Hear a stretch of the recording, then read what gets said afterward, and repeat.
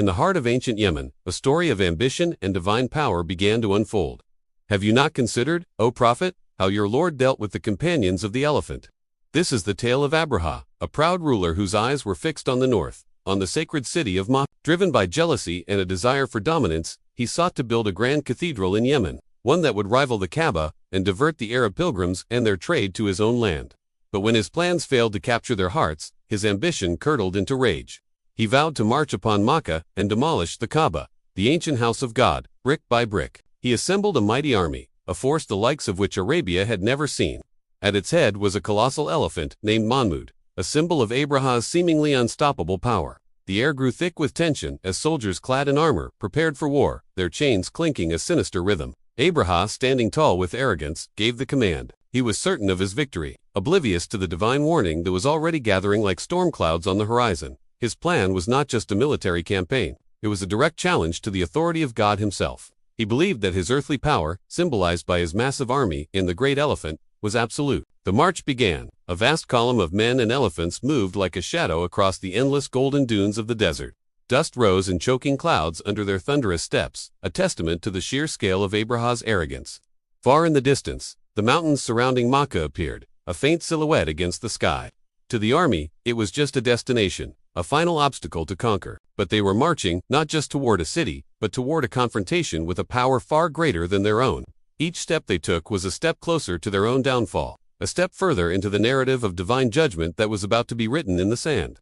As the army reached the valley of Muhasir, on the very edge of the sacred sanctuary of Makkah, something extraordinary happened. The lead elephant, Mahmud, suddenly stopped. It knelt down and refused to advance another inch toward the Kaaba. The soldiers were bewildered. They pushed, they pulled, they even struck the great beast. But it would not budge. They tried turning it toward Yemen, and it would rise and walk. They turned it toward the north or the east, and it would obey. But the moment its face was pointed toward Makkah, it would kneel again, an unmoving mountain of flesh and bone, refusing to trespass on holy ground. Abraha watched, his face a mask of fury and desperation. His ultimate weapon, the very symbol of his might, was now defying him, subdued by an unseen command. A wave of confusion and fear washed over the army. If the mightiest of beasts was humbled, what chance did they have? The wind began to howl, swirling dust into a frenzy, and an eerie silence descended upon the valley. The soldiers looked at each other, their earlier confidence replaced with a creeping dread. They were witnessing a power that defied all logic, a force that had halted their invasion without a single sword being drawn against them. It was a moment of divine tension, a prelude to the awe-inspiring event that was about to take place.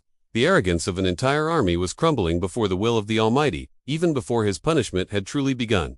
Then, they saw it. From the direction of the sea, the sky began to darken. It wasn't clouds, but flocks of birds, small and swift, arriving in wave after magnificent wave. They were the Ababel, a force sent by God. The camera of history pans upward, showing thousands of silhouettes flying in a precise, divine formation. Rays of golden light broke through the gray sky, illuminating the scene not with terror, but with a sense of majestic, heavenly awe. This was not an army of this world. It was a sign, a clear and undeniable message. The Creator was now intervening to protect his sacred house. The soldiers of Abraha, who had placed their faith in earthly power, were about to witness the true meaning of might. The bird soared directly over the stunned army. Each one carried 3 tiny stones, no larger than a lintel, one in its beak and one in each claw. These were the stones of sigil, stones of baked clay, each one marked for its target. As the birds released them, the stones fell with unerring precision. They didn't just strike, they annihilated. Upon impact, they burst with a force that decimated the soldiers, their armor and their pride melting away. The once organized camp descended into chaos and screams. It was a display of perfect divine power, soft, swift, yet utterly devastating.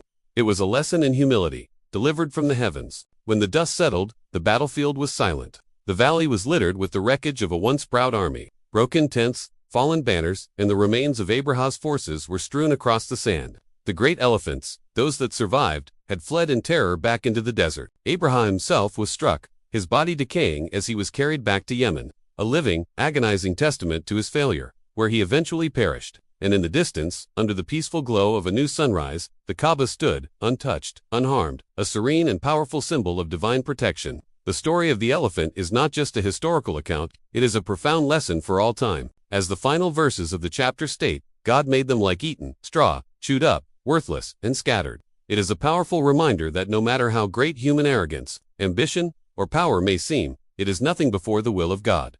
His protection is absolute, and his justice is perfect. The gentle wind that blows across the now peaceful valley carries with it the echoes of this truth. True power belongs to God alone, and He is the ultimate protector of what is sacred. Thank you for joining us on this journey through one of the most powerful stories from the Quran.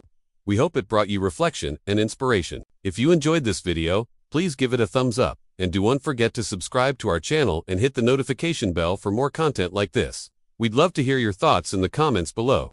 Until next time, may you walk in peace.